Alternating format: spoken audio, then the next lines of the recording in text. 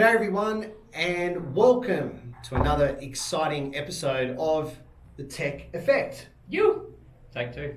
Episode 2. Episode 2, that's right, yes. Oh. Two of many. Two of many. Two of many, yes. Count. Great to be here. It is great to be here. Yeah. I'm PeTE CoMAN and beside me is Mark, the bearded tech.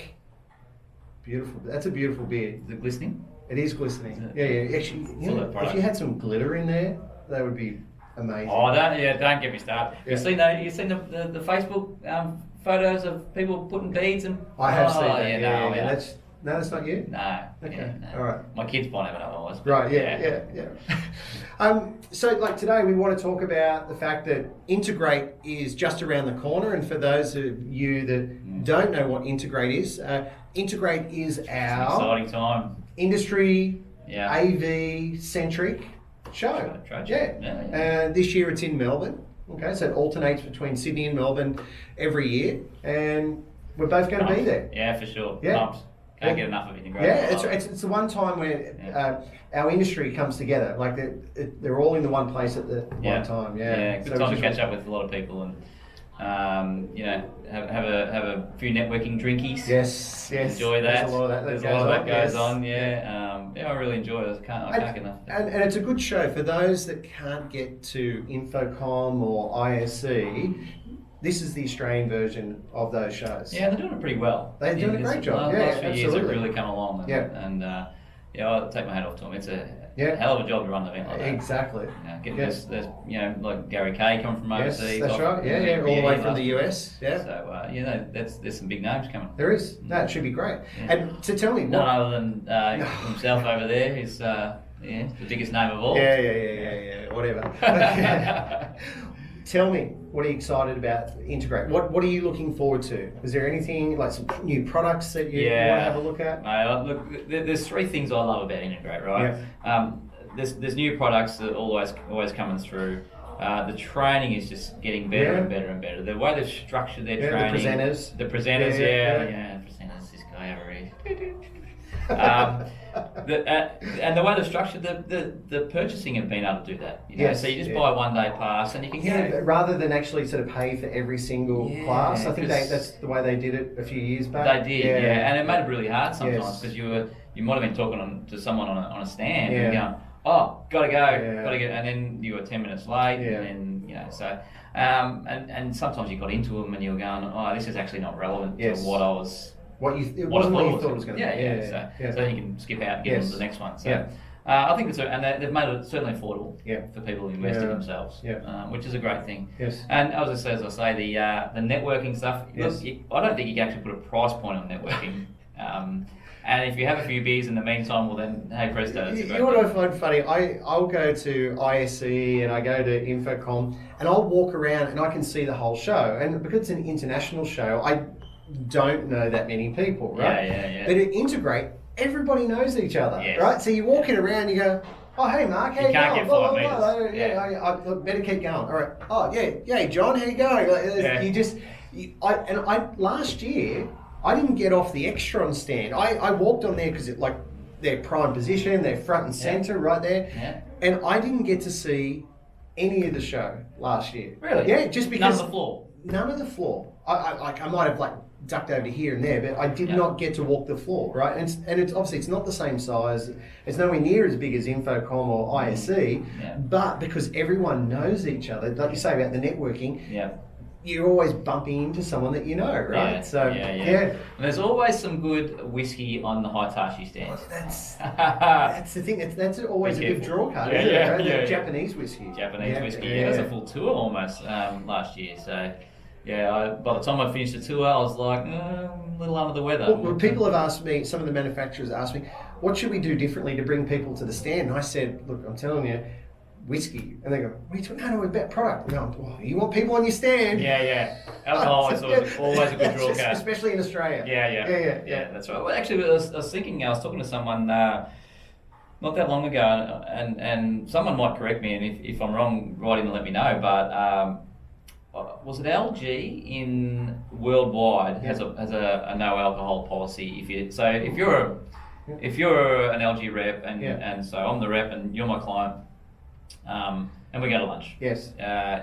there's a no alcohol policy at lunch, right? Except Australia, which and maybe New Zealand. I think they took it out of their. Is this a recent thing? Last 12 or 18 months, I'm not sure. Right. Look, I may be wrong, but it's a hearsay. Maybe I was getting told this over a beer. Well, ironically, right. Well, I can tell you, probably 18 months ago, maybe 2 years ago, I was fortunate enough to go on a LG trip to Korea. Yeah. And there may have been some alcohol consumed on that trip. So I'm not too sure how current true that is right. if we're talking about LG. Right, okay. Yeah. We weren't drinking, Coke and lemonade. Yeah, right. So, through brewskis. Yes. Yeah. There Nice. were a few. Nice, good stuff. Yeah, so right. product-wise? Product-wise. Yeah. Product, look, I love seeing what's new on the floor. There's a few things that have probably started, as I've started doing my research on what's happening in Integrate, because you're always trying to sit there and go, what do I need to do? What do I need to see? What's my stuff I've got to... Sorry, are you there for the 3 days? The whole 3 days? Whole 3 days. So a 3 day show. Yeah. In the day before, out the day after. Yes. Not sure how well I'll be at by the time Friday happens, but your eyes are normally hanging out your head and you've got no voice left. Yes, that's right. Look, Logitech's really kicking some butt at the moment. They are. Yes, Yeah, and so I really want to see where they're going. They've got this new partnership going on with Extron. Extron, yes. They've got some great partnerships happening with all the UC guys. Microsoft Teams, Zoom. Yep. There's another one that they've joined with. Not sure, but what they're doing is really. They're bringing these cost-effective solutions, great products, and there's a lot of other products that are out there that maybe the grandfathers of cameras, and they're a higher price point, but they're bringing these. They might be like a $3,000 camera or something like that. And what Logitech's doing for say $1,000, there's not $2,000 difference in the quality that I've seen. So, and we're seeing a lot of stuff with cameras in little sound bars. And correct, like integrated all in one. And that goes and all the way through to the likes of Cisco, who are doing exactly the same thing with their room kits. Yeah. Look, I think Crestron's doing it, AMX are doing it. Yes. And certainly Logitech are doing it. So really keen to see where they're going, what's happening, who they're partnering. They've got a really good partnership deal going on for a lot of people. So, and that's very much current to my market in the K-12 case. So because it's now becoming affordable. So that's one. I totally agree. Just on that, I as we were talking about before, I'm presenting at Integrate on consumerization of the workplace. Yeah, right. One of there's a whole section in there where I'm talking about Logitech. Funny enough, right? Okay. Well, because you think about it, where did Logitech come from? Like, what did they start doing? Like back in the day, when Logitech was first born, what did they make? USB cameras and headsets. Like, how old are you? Oh, no, well, I'm not. Don't be deceived by the brightness in the video. when Logitech first started, I think in the 80s, they started. They made mice. Remember that far. There's no grey here. Made mice. As in keyboard mice. Well, they made computer mice. They made keyboards. Right? They made joysticks. They were a consumer. Joysticks.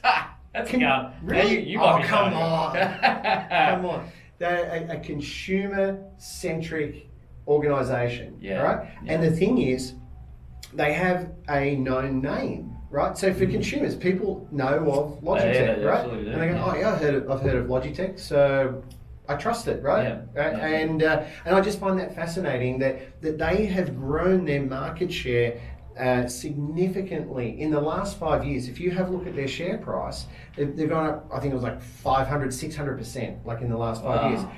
And it's not because they're selling more keyboards and mice. It's because they've diversified and they've gotten into this unified communications market. And doing it reasonably well. And they're doing it reasonably, like you said, what we were talking about before, cost-effective solutions. Sure, there's probably better product out there on the market, but you're going to pay for that. So do you think because of that, the path that they've come, that maybe the integrator has been a little bit hesitant Absolutely. in taking that up? I think sort of building that credibility. Well, and not just the integrator, but you could talk about like consultants as well, right? The same kind of boat. You go, oh, Logitech, like in the commercial world. That's the immediate thought, isn't it? That from the integrators and from the consultants, it's like, oh, that's a consumer product. But at the end of the day, the person who's making the decisions on whether they should purchase it or not is the consumer, right? So it's like consumer product.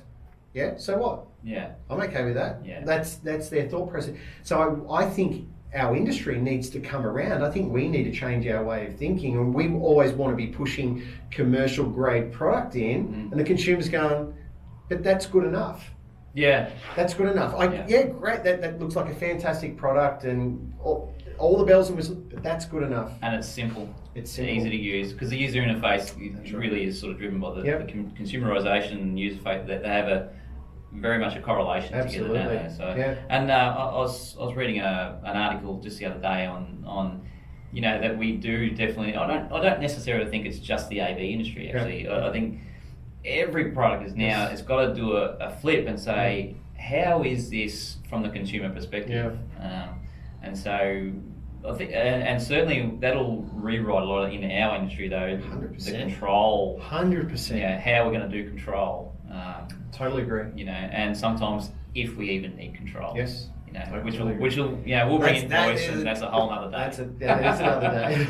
or week or month. Yeah. But, so look. Any other products? I'm really not. I want to see Casio. Right. So Casio, it's a long story. Well, maybe not so long story. They're now 10 years into the market, but in Australia, are you talking about, or are you talking about globally? From my understanding. 10 years from a projector point of view, right? Because obviously, back when I was a kid, Casio calculators, Casio watches.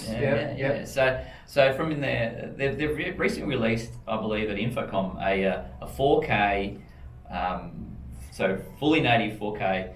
5,000 ANSI. Fully native 4K, not using wobulation. That's my understanding. Ooh, So I'm really keen to get in and have a look at it. And look, they've maybe struggled with credibility, Casio, right?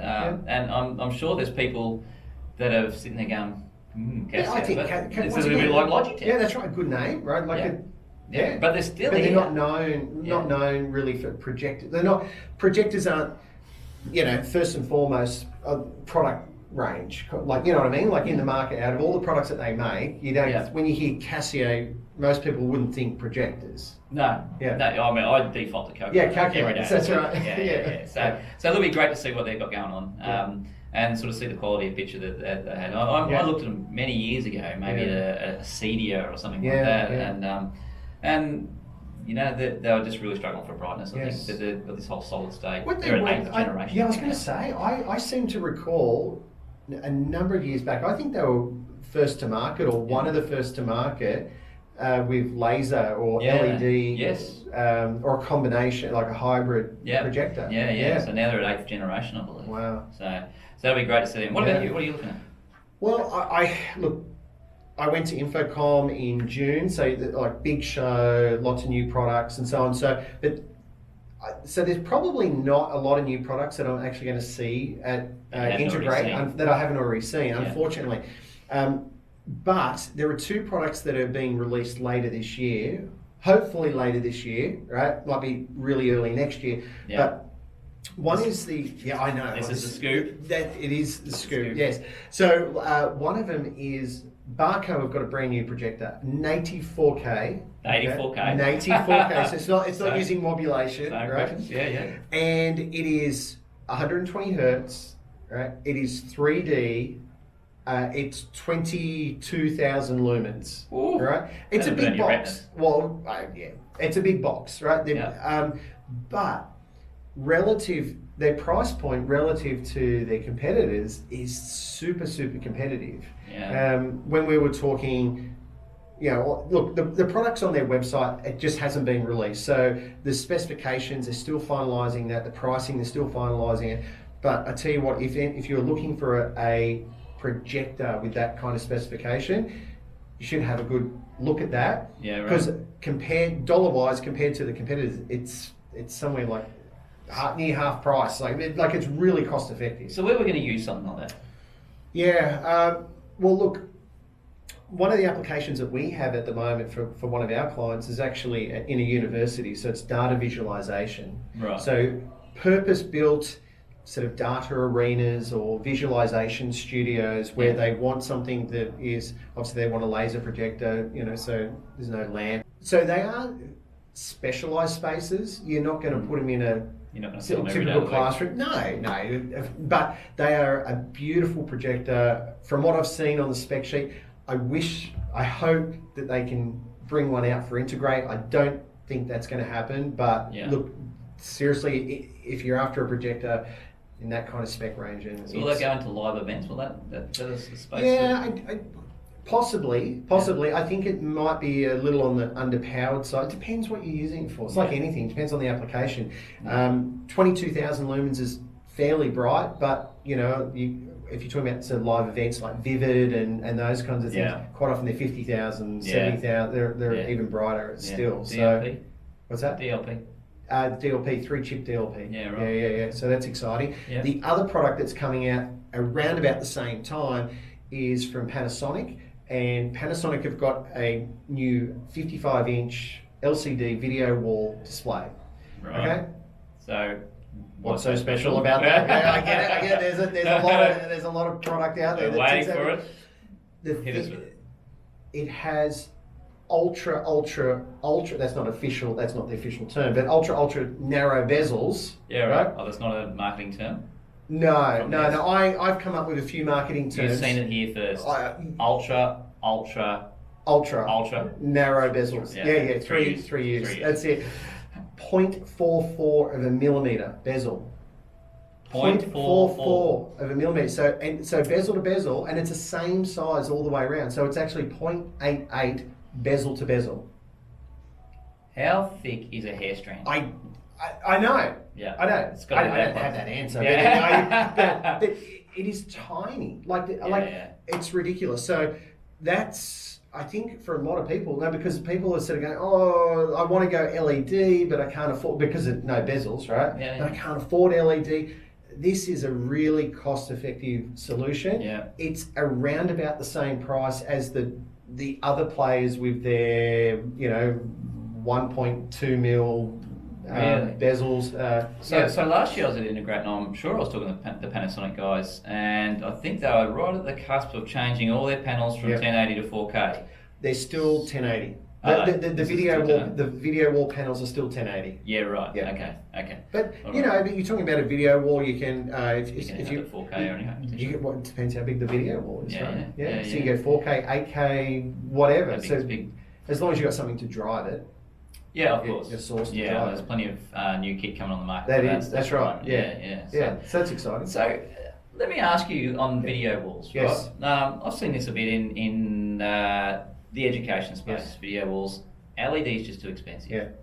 So they're going, let's put a video wall, but they're a multi-purpose centre. Yes. All right. So there's basketballs flying around left, right, and centre. Yeah. What have you seen out there to cover that? Like you've done a recent job at Mercedes, where you've potentially dealt with that. Yeah. That project has glass in front of every display, not from a protective point of view. That's from an architectural point of view. Right. They are huge panes of glass, right? That takes massive weight. Yeah, they're super heavy. But they said that that's an architectural from an architectural perspective. Yeah. From a say a school's perspective, like you say a hall where they got that kind of thing. Look, it's not a space that we do a lot of work in, like doing that kind of thing. But obviously you've got to try and protect it in some capacity, right? Like I don't know, is that perspex? Is it? Yeah, there seems to be it's like an opening there for someone to come up with a solution, but it surely won't be easy if you're going to a 3x3. Yeah. Because that's a big sheet of perspex, and especially you can't really stand it off anything in the middle at 88 mil. Yeah, that's right. So, but I have seen from some of the manufacturers, and I'm pretty sure Panasonic have got a super tough screen. Yeah. I'm not too sure. I don't think That it's can a be video wall. You can probably video wall it, but it's got larger bezels. Yeah. But I've definitely seen it, one of those trade shows that I've been to, this swinging hammer that comes down and belts into the screen. It doesn't crack the screen. As I think, I seem to recall, I think it's Panasonic. But there are manufacturers out there that do it. Now, whether they've combined that technology with a video wall display with ultra narrow bezels, right? Is another thing, right? I think that kind of application is not that common as such, right? So you wouldn't think that they'd be putting maybe well, I mean, we're starting to see it a lot more now. Yeah, we're certainly seeing K to 12 putting video walls. Yeah, we've just done a 3x3. We did a 3x2.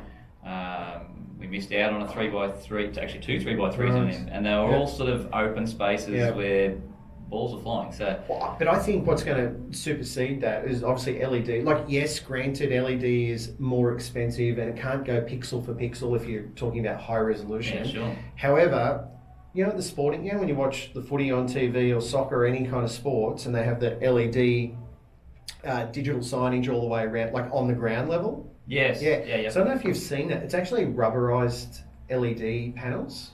Really? Yeah, it's made of rubber, and the LED is set back, and actually FIFA have a standard, a global standard that you have to use. It has to be a certain specification, so it doesn't cause any of the players injury if they go crashing into it. Yeah, okay. So it does two things. So one, it stops injury for the players. Yeah. But two, it's because the pixels are recessed. It's protected as well. Yeah. So because you look at the cricket, baseball, all those kinds of sports, the ball's always sort of smacking, or not always, but it has a tendency to sort of smack into the screen. So it's been protected. It's just destroyed every single time. Yeah, right. And so do you know who does it? No, I don't know who manufactured it, but I've seen it. It shows that just a rubberized LED tile specifically for sporting events. Yeah, they've certainly got a niche market, haven't they? Yeah, absolutely. Great. Yeah. Look, we've digressed. We have. Somewhat of InfoComm. Yes. Integrate. Integrate. Yes. Yeah. So I'm dreaming that I'll be at InfoComm next year. So you need to be there. ISE in Amsterdam last year in Amsterdam. Last year, coming. And then it goes to Barcelona, right? Barcelona, that's right. Yeah. Well, should be good. Yeah, the old and the new, we'll have to get there. So, exactly. Yeah, awesome. Okay. All right. We'll see you guys. If you're around, come and say good day. See you guys. See ya.